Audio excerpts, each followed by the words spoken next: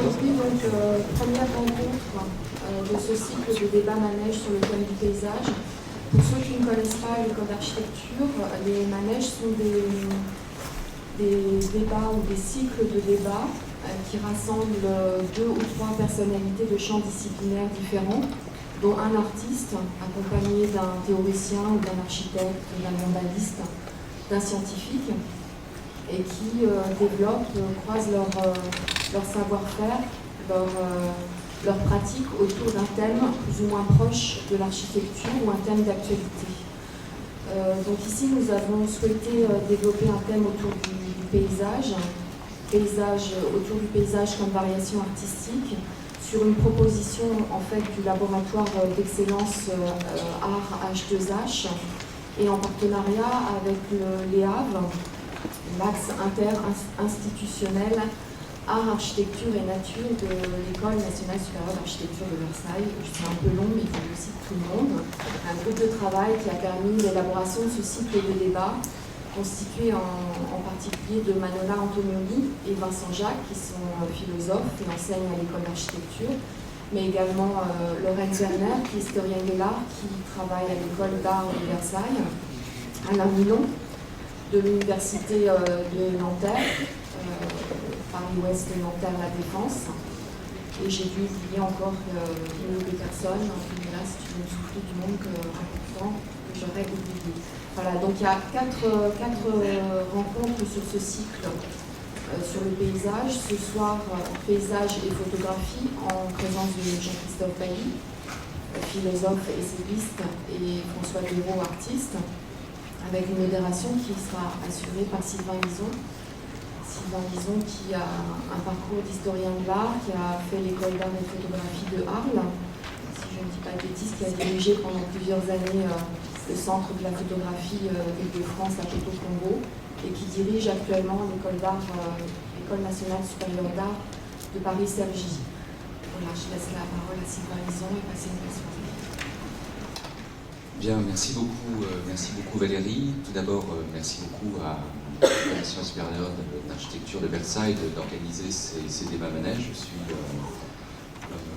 Jean-Christophe Bailly et François Dérault très impressionnés par votre présence à tous en cet amphithéâtre plein. Merci à Valérie Mochel d'organiser le Centre d'art de la Maréchalerie d'organiser ces rencontres, et enfin merci à Vincent Jacques de m'avoir associé à cette rencontre. C'est avec un extrême bonheur, plaisir et enthousiasme que j'ai le plaisir d'être le modeste modérateur de cette rencontre entre François Dérault et Jean-Christophe Bailly. Simplement quelques petits mots d'introduction pour situer chacun d'eux.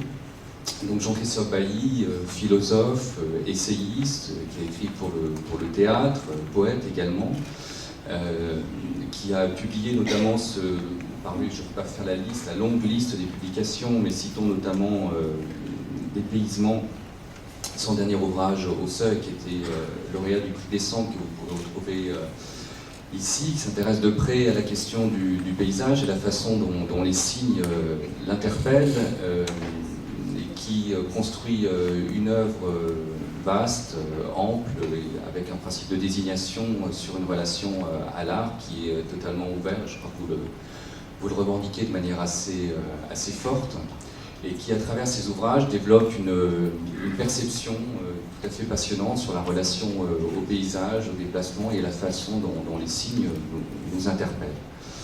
Enfin, François Dérault, qui est donc artiste, sculpteur, idéaste, photographe,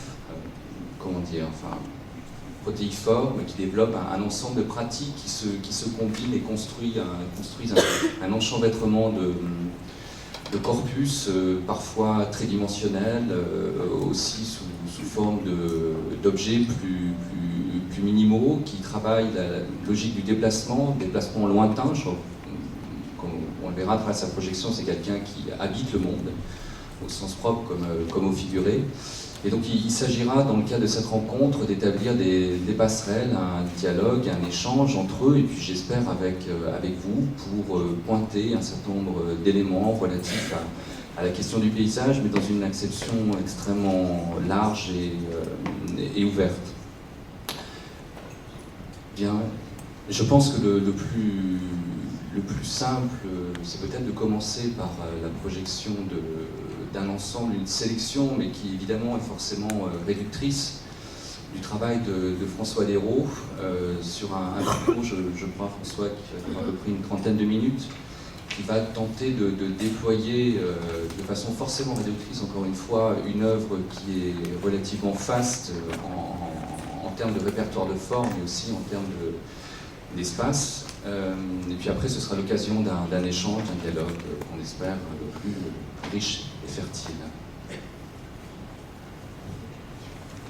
Peut-être effectivement, nous, on va se déplacer en face pour voir la projection, et puis on va laisser la parole à François pour le lancement de la projection. Oui, bonsoir. Ma façon de me présenter, disons que ça va être 30 minutes. J'ai fait un choix comme ça dans des choses qui pouvaient s'apparenter au paysage, certaines notions du paysage. Vous allez voir des extraits de vidéos et des images à la fois d'installation, des photographies. Voilà. Je lance la chose.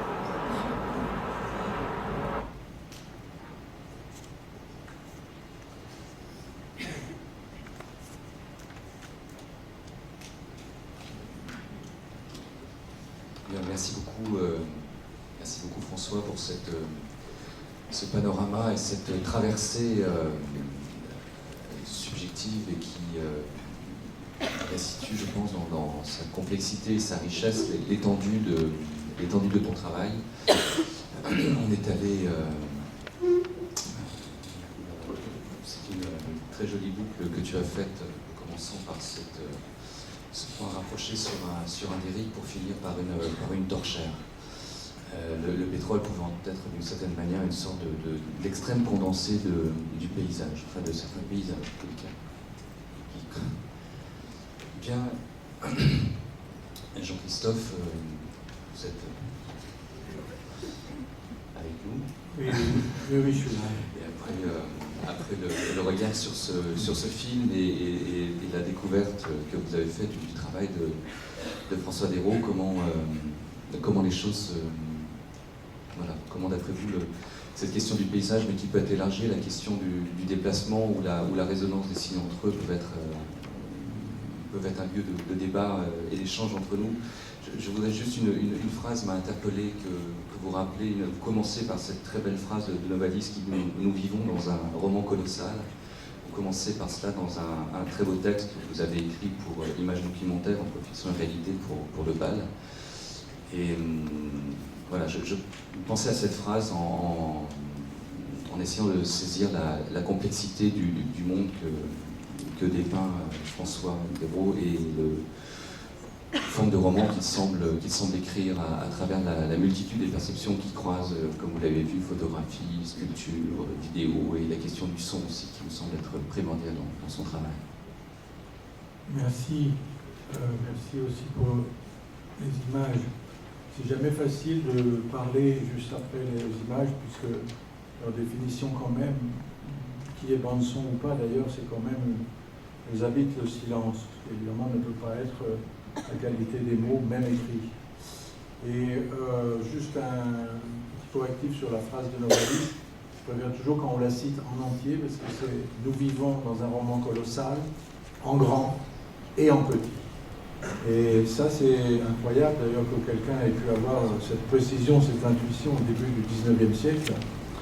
Et évidemment, on a l'impression, la première impression de chose qu'on pourrait dire au sujet des images qu'on vient de voir, c'est que ce sont des pages arrachées, des feuilles détachées de ce roman colossal.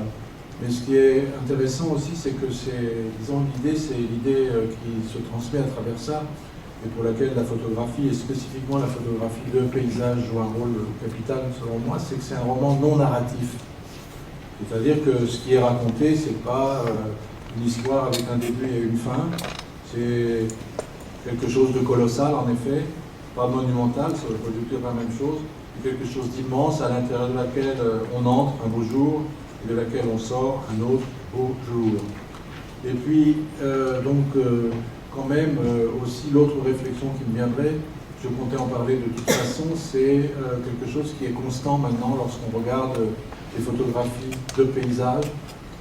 C'est pas tout à fait une réflexion qui pourrait venir au sujet de scènes de genre, au sujet de portraits, de choses comme ça, dans la mesure où les classifications de genre de la peinture sont entièrement reconverties dans la photographie, ce dont je ne suis pas sûr. Mais en tout cas, ce que présentent constamment les photographies ou les vidéos de paysages aujourd'hui, c'est une évidence qu'il n'y a pas, ou il n'y a plus, s'il n'y en a jamais eu, il n'y a pas d'insignifiance. C'est-à-dire que, et là on retrouve le en grand et en petit, et le petit du roman colossal, justement, dans l'idée de Novalis, c'est-à-dire que trois brindilles, un caillou, un déchet, une rognure, une éraflure, il ne s'agit pas de dire qu'elle compte autant que la grande montagne ou que la mer, mais on ne peut pas les éliminer d'une enquête sur le sens ou sur la nature du sens. Et même c'est sans doute à partir d'elle, à partir de ces faibles indices, que quelque chose du sens peut commencer à se dire, à se raconter. Autre chose aussi qui me paraît possible de dire à la lumière de ce que je viens de voir, c'est quelque chose aussi qui me frappe ferait partie d'une actualité ou d'une extrême acuité ou de modernité ou de présent des arts de l'image, c'est que l'opposition quasiment classique, renforcée par le magnifique livre de Deleuze sur l'image-mouvement, l'opposition classique entre image fixe, photographiée et cinéma, je pense que depuis toute une série d'années, pas tant que ça, peut-être 15 ans à peu près, du fait d'acquisitions techniques, mais pas seulement, du fait d'un travail qui est fait par les artistes, je crois qu'elle est en train de se dissoudre, ou du moins de se recomposer de façon complètement différente. Et qu'on se rend compte qu'il y a dans l'image fixe, évidemment, elle reste fixe, la photographie, elle garde cette nature de coupe intransigeante dans le flux du temps, mais en même temps, même si infime que soit son intervention dans le temps, elle capte quelque chose du temps. Elle est comme un témoin dans le passage du temps et on ne peut pas uniquement la caractériser par son immobilité, ou du moins son immobilité ne prend-elle de sens que par rapport à un mouvement qui la précède et qui la suit, et qu'elle reproduit et qu'elle contient jusqu'à un certain point et très différemment selon les images. Et à l'inverse, ou en complément, je dirais, on se rend compte qu'il y a dans beaucoup d'images mouvements, bien entendu beaucoup plus chez les vidéos d'artistes que dans le cinéma, il y a une espèce de propension à faire durer le plan ou à donner au plan une consistance tout à fait différente, et une consistance qui est une tension quand même vers l'immobilité. Et je crois que, bon, il faut inventer ce mot parce qu'il est rigolo, mais la photo mobile, hein, et je crois que la photo mobile a une dimension comme ça vraiment très importante des tentatives artistiques les plus intéressantes d'aujourd'hui, qu'il y ait ou non utilisation d'ailleurs de procédures de ralenti ou de ralenti extrême, comme par exemple pour ceux qui auraient vu ça dans un travail que j'ai beaucoup apprécié, qui était Lunch Break de Sharon, j'oublie toujours son nom, une artiste américaine, pardon. Et où le ralenti est poussé au maximum jusqu'à un vertige. Et l'image qu'on voit d'ailleurs dans ce film-là, elle ne correspond pas à quelque chose dont on peut faire l'expérience, puisqu'on ne saurait avoir l'expérience d'une telle lenteur.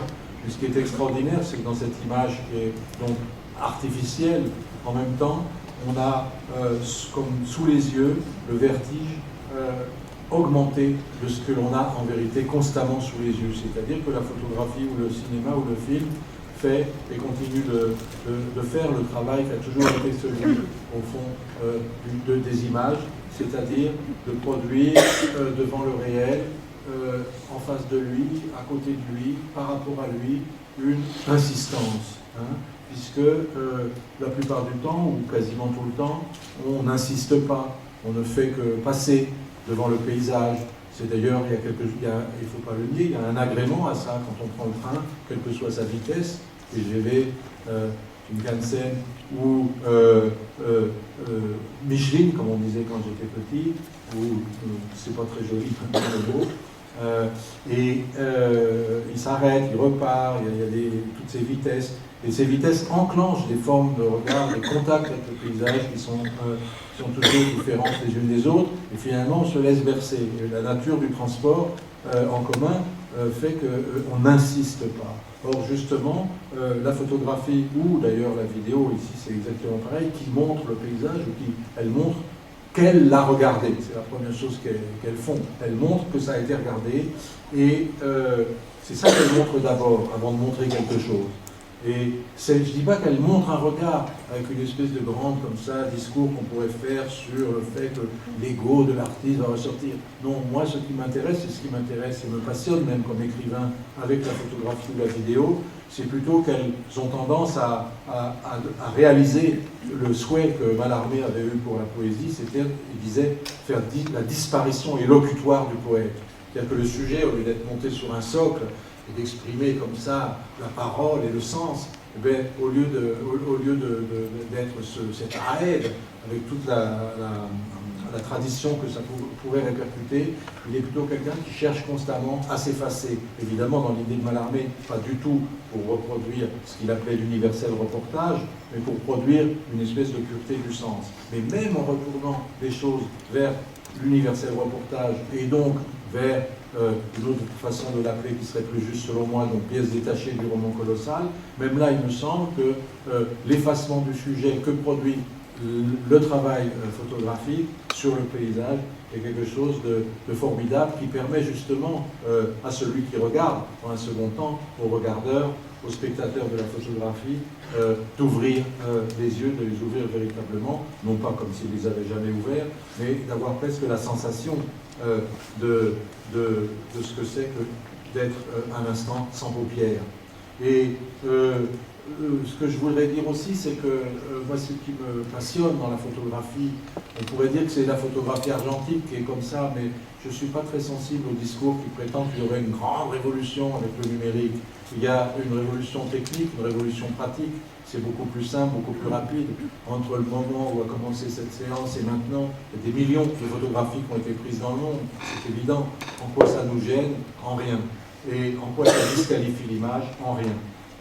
Simplement, je pense que la nature même de la prise photographique, avec toute son évolution technique, la différence est très importante entre l'écriture, disons, numérique et l'écriture argentique, mais elle ne modifie pas, à mon avis, la substance même de l'image, qui est d'ailleurs de n'avoir pas énormément de substance, d'être inframince, comme ça a été dit à propos, comme c'est le concept de Duchamp, qui a été d'ailleurs repris comme titre de la revue de l'école d'Arles. Et ce qui me captive dans la photographie, c'est déjà inscrit dans son nom d'une certaine manière. Photographie, ça veut dire écriture de la lumière. Et ça a été vécu peut-être plus fortement dans la tradition de la création anglaise de la photographie avec Klaus Talbot, mais c'est quand même aussi présent même du côté des Français et du daguerréotype, puis ça, avec le déferlement du calotype, c'est ça qui s'impose. C'est l'idée quand même que la photographie, dans le paysage d'une certaine manière, elle est comme un autoportrait du paysage. Et c'est très présent. C'est la lumière qui écrit, c'est le paysage qui se dessine lui-même. Hein. The Pencil of Nature, le crayon de la nature, c'est le titre donné au premier livre de photographie qui ait jamais été écrit. Ça veut dire que c'est la nature qui se peint elle-même, le paysage qui se peint lui-même. Et l'intuition de ça, elle repose évidemment sur la nature même de ce qu'est le photographique, c'est-à-dire une déposition, la déposition étrange, mystérieuse quand même, et toujours, malgré tout ce qu'on peut savoir des techniques, la déposition étrange de quelque chose qui n'est pas atteint, qui n'est pas affecté, qu'on ne décolle pas, on prend quelque chose qui reste en place, hein, et cette espèce de déposition qui va venir sur une surface, c'est ce qu'on appelle une photographie. Donc, la photographie en tant que telle, en tant qu'objet, et c'est ce qui d'ailleurs l'a fait refuser au début, à créer autour d'elle une zone énorme de méfiance chez de nombreux artistes et écrivains et intellectuels du XIXe siècle, c'est justement cette nature naturelle d'une certaine manière, ce côté non humain, et ce qui la rapproche en effet des images que les Grecs appelaient akéiropoiètes, donc des images non faites de la main de l'homme. Et les deux principaux types d'images comme ça sont bien connus, et elles interfèrent avec tous les récits d'origine de l'image. C'est d'une part le reflet, et d'autre part l'ombre. Hein. Et on peut caractériser la photo, évidemment, comme un reflet ou une ombre qui demeure. Hein. Un reflet qui se fixe ou une ombre qui demeure. Et ce qui est intéressant de voir, c'est à quel point cela peut interférer avec, disons, l'idée que l'on se fait non seulement des images, mais aussi l'idée que l'on se fait du paysage lui-même. Et sans insister trop sur les origines de la photographie, j'ai juste amené cette citation de William Henry Fox Talbot. C'est une lettre qu'il écrit à Herschel. Herschel, donc le grand physicien allemand, et il lui dit, parce qu'ils travaillent comme ça ensemble, ils communiquent dans un esprit assez proche, très influencé par la philosophie de la nature de Schelling, la natophilosophie, avec tout ce qu'elle pouvait apporté, impulsé avec ce qu'elle avait surtout, c'est-à-dire l'idée que la nature était toujours une puissance, un devenir latent plutôt qu'un état de choses ou une liste d'objets ou de choses terminées, de choses finies. Donc il dit, par temps lumineux, c'est comme si la nature détenait un pouvoir de création infini, dont on ne peut employer qu'une partie infinitésimale. Il est vraiment fantastique de penser que la totalité des flux solaires de lumière puisse posséder des propriétés si complexes qui, pour la plus grande partie, demeurent latentes et que la plupart des rayons disparaissent dans l'espace sans avoir rencontré d'objet. À travers cette citation, on voit que la photographie, c'est au fond l'idée d'interposer un objet, une surface vierge, sur le parcours des rayons lumineux. Donc ça donne l'idée comme ça d'un paysage qui serait comme une épulsion permanente qui se réalise en images, parfois, de temps en temps, avec les ombres et les reflets, et grâce à l'intervention et à l'invention de la photographie, le paysage advient comme image dans la photographie. Si je dis tout ça, c'est, ou si peu d'ailleurs, si je dis ça, probablement, c'est parce que je crois que cet aspect organiquement lié au paysage ou au phénomène physique de la photographie est très important pour caractériser sa relation au paysage, qui est beaucoup moins que avec la peinture, une relation de sujet devant les choses, devant le monde. Il y a quelque chose où, malgré tout, et même avec le numérique, quelque chose fait que, un peu comme quand on rêve, on est un peu comme une petite veilleuse du monde, et autant qu'une veilleuse de soi, eh bien, la photographie, c'est exactement la même chose, c'est le rêve éveillé de cette veilleuse du monde en nous. C'est ce qui m'apparaît, et là, quel que soit d'ailleurs son but, son destin. Dans ces images-là, par exemple, si on prend celle qu'on a vue tout à l'heure, il y a une double nature. Il y a une nature, disons, de déferlement dans un montage comme celui qu'on vient de voir. C'est-à-dire que on n'est pas en état, dans un diaporama, devant une suite d'images, on n'est pas en état de demander, on aurait pu d'ailleurs, de demander à celui qui manipule l'ordinateur, et arrête ça, je voudrais le revoir, ou cette image, je voudrais qu'elle reste plus longtemps. En même temps, c'est vrai qu'on est toujours d'une certaine manière un peu frustré. Pourquoi ? Avant tout, à cause de quelque chose qui est très important, je crois, qui a été noté dès le départ de la photographie. Il y a des réflexions de Talbot et d'autres là-dessus, mais ça a été contextualisé par Walter Benjamin, qui a parlé d'inconscient optique, optisches Unbewusst. C'est, je dis pas ça pour faire le malin, mais c'est pour bien préciser, parce que souvent c'est traduit par inconscient photographique, ce qui n'est pas du tout pareil. Inconscient optique, ça veut dire quoi? Ça veut dire que, comme ça avait déjà été constaté, lorsqu'on prend une image, quelle qu'elle soit d'ailleurs, quelle que soit la technique, et ce serait peut-être encore plus valable avec les images très rapides qu'on obtient très rapidement, presque simultanément au fait même de se promener, d'être, il n'y a même pas besoin de s'arrêter avec le numérique. C'est peut-être encore plus valable avec le numérique qu'avec l'argentique. C'est que quelque chose vient dans l'image qu'on n'a pas vu. C'était si insistante qu'a été l'attitude du photographe, elle est une insistance, en même temps, c'est une insistance qui n'est pas intégralement intentionnelle. C'est-à-dire que viennent dans l'image quantité de choses qui n'ont pas été vues. C'est-à-dire qu'une image nous montre très strictement l'invisible. Et l'invisible n'est pas du tout quelque chose qui est caché, qui est derrière. L'invisible, il n'est pas derrière moi, il est devant vous. C'est-à-dire que dans tout ce qu'on voit, il y a 95% d'invisible ou de pas vu. Et la photographie, c'est peut-être ce qui est le travail de l'art avec les images, c'est peut-être ce qui diminuerait cette quantité de non-vus, cette quantité de non-vus augmentée.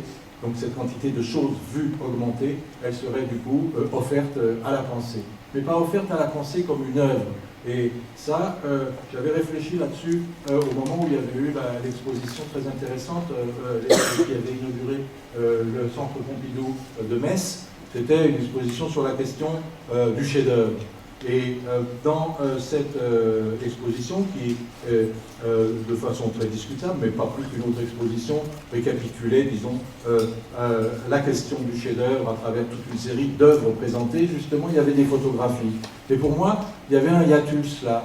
Ça ne me gênait pas pour des sculptures, ça ne me gênait pas pour des tableaux, mais c'était même pas la notion de chef-d'œuvre, c'était la notion d'œuvre. Est-ce qu'une photographie est une œuvre? Est-ce qu'une vidéo est une œuvre? On peut parler de l'œuvre de tel artiste, etc. C'est le corpus de tout ce qu'il a fait. Bien entendu, dans ce sens-là, ça se défend, il n'y a même pas besoin de discuter de ça. Mais que chaque image, une photographie que je prends, si ça c'était une photo, je vous la montre, est-ce que c'est une œuvre, etc. Je pense que non. Et je pense que la force, en tout cas moi, ce que je trouve particulièrement fort dans l'image photographique et dans l'image vidéo, c'est qu'elle ne se détache au fond jamais intégralement d'un caractère de notation. Il y a des gens qui ne pensent pas du tout comme ça. Il y a des photographes, en effet, qui d'abord mettent plusieurs jours dans l'atelier pour fabriquer un décor. En tout cas, en ce qui me concerne, cette direction-là ne m'intéresse pas du tout. Et en tout cas, elle n'interfère pas du tout avec la question qui est la nôtre aujourd'hui, qui est celle du paysage. Mais il me semble que quand même, il y a là quelque chose de fondamental, c'est-à-dire que j'ai un peu perdu le fil, donc je vais le retrouver par une autre bifurcation, en revenant à cette idée de roman colossal non narratif. On sait bien que dans le roman, l'ultra du roman c'est l'intrigue, et l'ultra du roman intrigue c'est le roman policier. Et la base du roman policier c'est ce qu'on appelle les indices. Mais moi il m'a toujours semblé qu'on vivait dans un monde d'indices, et le roman colossal justement c'est un monde d'indices dispersés, et le but de la vie c'est pas de trouver l'assassin, c'est d'essayer peut-être de relier quelques indices entre eux pour faire de petites séquences de compréhension et de lumière, comme on disait. Et il y a quelque chose à quoi je pense finalement qu'il y a un très beau film théorique sur l'image. On y pense, j'y repense de temps en temps, c'est Blow Up de Michelangelo Antonioni, avec ce travail de cinéma qui est en même temps un commentaire sur la photographie et qui est d'ailleurs intégralement lié au paysage. C'est un paysage de parc anglais, bien sûr, c'est pas le paysage de grande nature, mais on sait très bien que ces oppositions ont une validité relative. Et justement, en travaillant l'image, en agrandissant, il y a finalement quelque chose qui rejoint le roman policier, parce qu'on découvre que dans l'enchevêtrement des feuillages, il y a finalement un corps, et que ce corps relance l'intrigue, etc.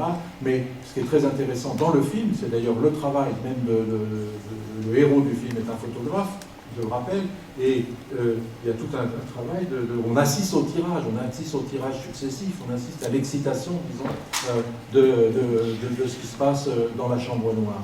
Et bien ce film-là, moi je trouve, il est assez formidable parce qu'il est quand même une allégorie de ce que l'image peut faire en général avec le paysage, dans le paysage. Et sans doute est-ce pour cela même qu'il y a tant d'intérêt aujourd'hui dans ce que je viens de voir, dans les photographies. Je ne vais pas citer de nom de photographes, mais ils sont nombreux à faire ça. Pas innombrables, ils sont nombreux à faire ça. Et d'essayer, au fond, de ramasser, ce serait le mot le plus juste, de ramasser des trucs qui traînent, comme ça. Et puis de créer autour d'eux non pas une interrogation, ce ne serait pas long, c'est trop facile de parler comme ça, mais justement, oui, de créer une insistance. Et peut-être que tout s'enchevêtre là, qu'il ne faut pas qu'il y ait trop d'intention. C'est toujours terrible, la photographie, lorsqu'elle est trop intentionnelle. Et si on prend la photographie de paysage, et si on prend des exemples récents, par exemple, je le prends parce que par rapport à, c'est jamais personnel, c'est par rapport à mon livre, Le dépaysement, qui est un livre sur la France, très souvent, on m'a dit « Ah, vous avez fait en littérature le travail qu'a fait de Pardon ». Non. Pourquoi j'ai pas fait le travail qu'a fait de Pardon, avec tout le respect qui lui est dû? C'est parce que justement, je trouve que cette photographie est trop intentionnelle. C'est-à-dire qu'il était à la recherche d'une image de la France qu'il voulait repérer, au lieu de la laisser venir, de la laisser monter, ce qui n'empêche pas qu'il y ait un intérêt à son travail, mais je suis personnellement beaucoup plus intéressé par des rapports plus insistants et moins intentionnels, si je dirais. Des rapports au paysage qui laissent le paysage venir, qui presque le laissent mourir dans l'image et venir s'y déposer comme quelque chose qui serait à la fois déjà un souvenir, encore un présage et toujours un présent. quelque chose qui serait de cet ordre. Et puis voilà.